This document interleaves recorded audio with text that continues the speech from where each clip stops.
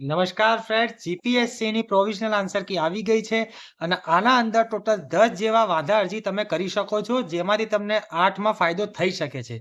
તો ચાલો આપણે જોઈએ કયા કયા ક્વેશ્ચન છે અને કેવી રીતે એ હું તમને બતાવું છું. તો ચાલો શરૂ કરીએ.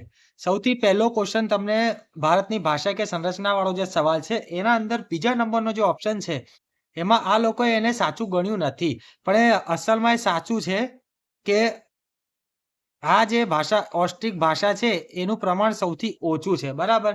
એ કેવી રીતે?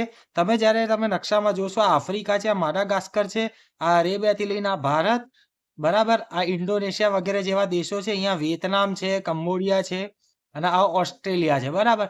તો આ જે ઓસ્ટ્રિક ભાષા છે એ ક્યાં બોલાય છે? એ ઓસ્ટ્રિક સોરી, આ જે ઓસ્ટ્રિક ભાષા છે માડાગાસ્કરથી લઈને આ જે ઓસ્ટ્રિક ભાષા છે માડાગાસ્કરથી લઈને ભારતના કેટલાક ભાગોમાં, બધા ભાગોમાં નથી, કેટલાક ભાગોમાંથી કંબોડિયા, વિયેતનામ અને જે સાઉથ ઈસ્ટ એશિયા છે એ ભાગમાં આ ભાષા બોલાય છે. જે ભારતમાં બહુ જ ઓછી બોલાય છે, એમાંથી સંથાલી ટાઈપ જે ભાષા છે, જે આદિવાસી ભાષા છે, એના અંદર ઇન્ક્લુડ થાય છે થોડી થોડી. ઓકે, તો ચલો આપણે બીજા ક્વેશ્ચન તરફ આગળ વધીએ. બીજો ક્વેશ્ચન આના અંદર આપેલો છે કે ભારતમાં ડિજિટલ ચુકવણી છે એની પ્રણાલી માટે અમને આ લોકોએ જે બીજો નંબરનો ઓપ્શન આપેલો છે કે ચુકવણીઓ ભૌતિક માળખાકીય જરૂરતને દૂર કરે છે, બરાબર. આ લોક જીપીએસસીએ એ ઓપ્શનને કન્સિડર કરેલો નથી, પણ સાચું ક્લેમમાં જે ઇકોનોમિક સર્વે આપેલો છે, બરાબર છે, ઇકોનોમિક સર્વે જે આ વર્ષે આવેલો છે 2025-26 હશે લગભગ, હા 25-26 છે. તો એના અંદર તમે ગૂગલ પર ટાઈપ કરશો અને થોડું આ લખશો, આમાંથી ભૌતિક માળખાની જરૂર એવું બધું કશું ડિજિટલ ચુકવણી વાળું, તો તમને આ બેઠું બેઠું તમને એના અંદર જોવા મળી જશે. તમે આના ઉપર બી વાંધો ઉઠાવી શકો છો. હવે આપણે બીજો નેક્સ્ટ ક્વેશ્ચન જોઈએ. તો નેક્સ્ટ ક્વેશ્ચન છે, આ જે વિમાનવાળો આપેલો છે આપણે કે સોમવારે સાંજે 4 વાગે એક જગ્યાએથી નીકળશે, જે જગ્યા છે 150 ડિગ્રી પશ્ચિમ રેખાંશ ઉપર, અને બુધવારે સવારે 6 વાગે પહોંચશે. ક્યાં પહોંચશે? જે 150 ડિગ્રી પૂર્વાંશ રેખા ઉપર છે. તો હવે તમને આ કેવી રીતે આ લોકોએ કહ્યું કે આ સાચું છે, પણ હકીકતમાં આ સાચું નથી. હું તમને બતાવું કેવી રીતે. તો તમે જ્યારે આ જોશો 150 ડિગ્રી પશ્ચિમ રેખા છે, આપણને ક્યાંથી ગણવાનું છે? આપણા ઘરથી નથી ગણવાનું, એ આપણને ગણવાનું છે ગ્રીનવિચ મેરિડિયમ જે GN જે 0 ડિગ્રી ઉપર છે, બરાબર. હવે આ લોકોએ લખ્યું છે કે પશ્ચિમ ડિગ્રી 150 ડિગ્રી પૂર્વ રેખાંશ, 150 ડિગ્રી પૂર્વ રેખાંશ છે, બરાબર છે. સોરી, પશ્ચિમ રેખાંશ છે 150 ડિગ્રી.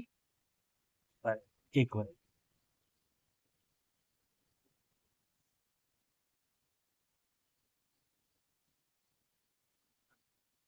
150 ડિગ્રી પશ્ચિમ રેખાંશ છે, બરાબર. અને આ જે છે જ્યાં એને પહોંચવાનું છે એ છે 150 ડિગ્રી પૂર્વ રેખાંશ, બરાબર છે. તો આ બે પોઈન્ટ આપેલા છે. હવે તમે જાણો છો કે દર 15 ડિગ્રીએ 1 કલાક થાય, બરાબર છે. એટલે આ વિમાન અહીંથી નીકળી રહ્યું છે ક્યાં બાજુ? પૂર્વ રેખાંશ બાજુ, એટલે કે આ આનું ગંતવ્ય છે, બરાબર છે. અહીંયા ક્યાં હતો? સોમવારે હતો. કયા વારે હતો?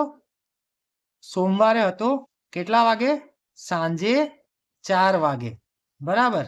આ સાંજે 4 વાગે અહીંયા હતો, અહીંથી નીકળ્યો. હવે તમે 150 ડિગ્રી પશ્ચિમ રેખાંશથી 0 એટલે આ 150 થયા, બરાબર છે. અને આ થયા બીજા 150. હવે 150માં 15 ડિગ્રીના 1 કલાક થાય છે, તો 150 ડિગ્રીના કેટલા થશે? તો આને ગ્રીનવિચ મેરિડિયન પહોંચતા 10 કલાક થશે, અને બીજા 10 કલાક આને 150 ડિગ્રી પૂર્વ રેખાંશ, એટલે કે જ્યાં આનું ગંતવ્ય છે ત્યાં પહોંચતા થશે. એટલે ટોટલ 20 કલાકનો ફરક આવશે. હવે સોમવારે સાંજે 4 વાગે તમે 20 કલાક આમાં એડ કરો, તો ગણો કે સોમવારે સાંજે 4 થી તમે જોશો કે મંગળવારે સવારે 4 વાગે આના 12 કલાક પૂરા થાય છે, પ્લસ બીજા 8 કલાક તમને ઉમેરવા પડશે જો અહીંયા પહોંચશે. તો મંગળવારે સવારે 4 વાગે અગર તમે 8 કલાક ઉમેરો, તે થાય છે બુધવારની સવારે 12 વાગે, એટલે કે અડધી રાતે, મધ્યરાત્રિએ પહોંચશે 12 વાગે. તો આ લોકોએ શું આપ્યું છે કે બુધવારે સવારે 6 વાગે, પણ એ સવારે 6 વાગે નહીં પહોંચે, એ પહોંચે કે બુધવારની 12ની મધ્યરાત્રિએ.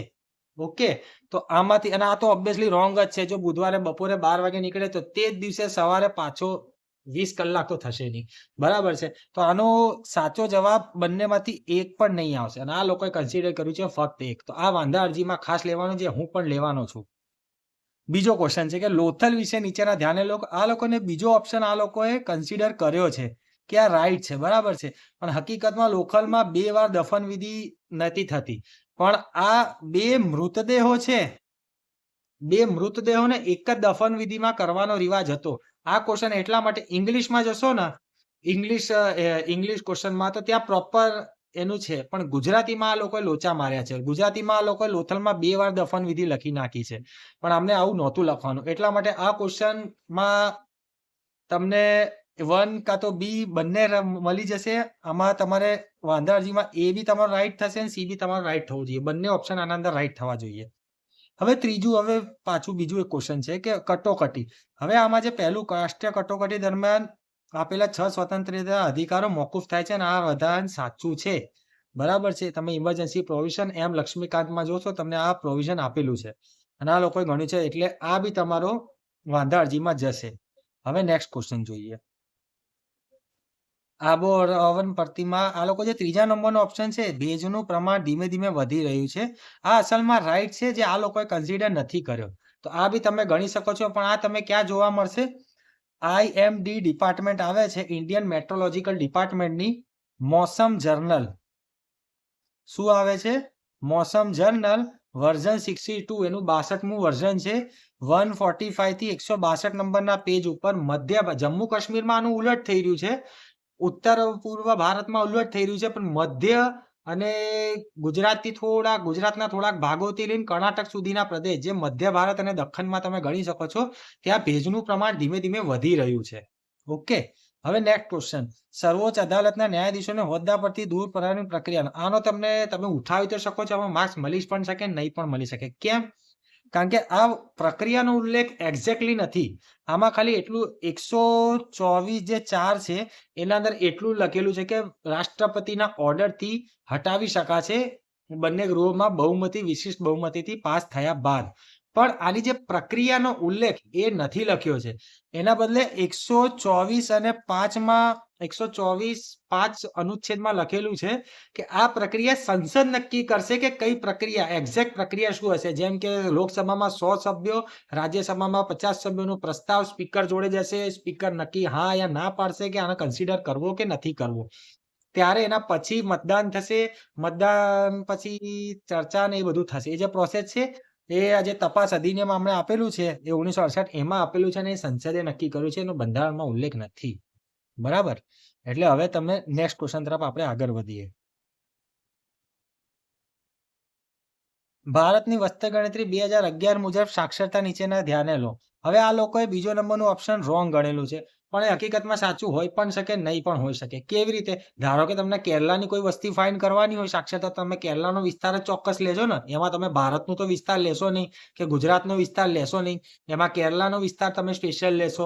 ગુજરાતની કરવું તો ગુજરાતનો લેશો, એમાં બીજો કોઈ તો લેશો નહીં. તો એટલા માટે બાકી સ્ટેટમેન્ટ આમાં તમે ગણી પણ શકો, ફક્ત એક પણ આવી શકે અને એક પણ સી અને બંને પણ આવી શકે. ઓકે, તો આ વાંધા અરજીમાં પણ લેવાનું ભૂલતા નહીં. હવે બીજો ક્વેશ્ચન છે કે વિધાને ધ્યાને લો XYZ. આમાં 3જા નંબરનો જે ઓપ્શન છે એમાં કીધેલું છે કે ગરમ પ્રવાહ. તો તમને જણાવી દઉં કે અલ નીનો કોઈ ગરમ પ્રવાહ નથી. આ એક કન્ડિશન છે જે ઉદ્ભવે છે પેસિફિક મહાસાગર અને આપણા ઇન્ડિયન ઓશિયનમાં. ઓકે, હિન્દ મહાસાગરમાં. આ કોઈ પ્રવાહ નથી. પ્રવાહ તો જે પાણીની અંદર વહે છે એ હોય છે. લેબ્રાડોરનો કરંટ, વિષુવવૃત્તીય કરંટ, લેબ્રાડોરનો ઠંડો પ્રવાહ, વિષુવવૃત્તનો ગરમ પ્રવાહ, આફ્રિકા બાજુનો પ્રવાહ, એવી બધા પ્રવાહ હોય છે. અલ નીનો કોઈ પ્રવાહ નથી, બરાબર, જે આ લોકોએ કન્સિડર કરેલો છે. તો આનો સાચો જવાબ આવશે એક જ આવશે. 1 અને 2 આનો સાચો જવાબ આવશે, ફક્ત 2 અને 3 નહીં આવે. ઓકે, તો ચલો હવે આપણે આગળનો સવાલ જોઈએ. આજોલનો સવાલ છે, આ બધાને ખ્યાલ જ છે કે લોકમાન્ય તિલકે સ્થાપક સભ્ય ન થાય, પાછળથી જોઈન થયા હતા. ઓકે, હવે નેક્સ્ટ સવાલ છે, ગિરનારના શિલાલેખ અંગે કયા વિધાનો સાચા? આમાં બીજો ઓપ્શન છે શિલાલેખ પાલી ભાષામાં છે, જે જીપીએસસીએ કન્સિડર નથી કર્યો. પણ આનો હું તમને ગુજરાત સરકારના ગુજરાત સરકારની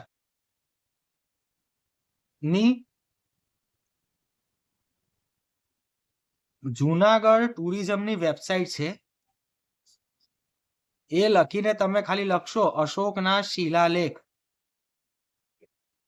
તો એમાં બીજી અથવા કે મતલબ 2-3 લાઈન 4-5 લાઈનના અંદર જ તમને સ્પષ્ટ ઉલ્લેખ જોવા મળશે કે જૂનાગઢના ગિરનારના શિલાલેખ સમ્રાટ અશોકના એ પાલી ભાષામાં છે. તે જે જીપીએસસી કન્સિડર નથી કર્યા એટલે આ પણ તમારા વાંધા અરજીમાં જશે. ઓકે, તો મિત્રો આટલા ક્વેશ્ચન હતા જે વાંધા અરજીના લાયક છે. તો આ તમે જરૂર ઉઠાવજો. આ 10 માંથી તમારે 8 તો સાચા પડી જ જશે. ખાલી જે એનો ડાઉટ છે મને કે જીપીએસસી કન્સિડર કરશે કે નહીં કરશે, તો એ એક છે આ વાળો સવાલ જે સાક્ષરતા દર વાળો છે. એ થવું જોઈએ. આનો કોઈ સ્થાપાયક જનરલ કન્ડિશન છે, જનરલ સમજ છે એના ઉપર છે. અને બીજું છે આ પ્રક્રિયા ન્યાયાધીશને દૂર કરવાની પ્રક્રિયા. આને પહેલા જે બહુમતી દૂર કરવાની આપેલી છે 124 માં, એને ગણી પણ શકે અને ના પણ. ના ગણે તો તમને ફાયદો, ગણે તો નહીં ફાયદો. તો બસ આટલું હતું મિત્રો. વિડીયો ગમ્યો હોય, લાઈક તમને ફાયદો રહે તો વિડીયોનો સૌથી વધારેમાં વધારે શેર કરો. જીપીએસ સુધી આ વિડીયો પહોંચવો જોઈએ. Thank you. Stay tune BT education live.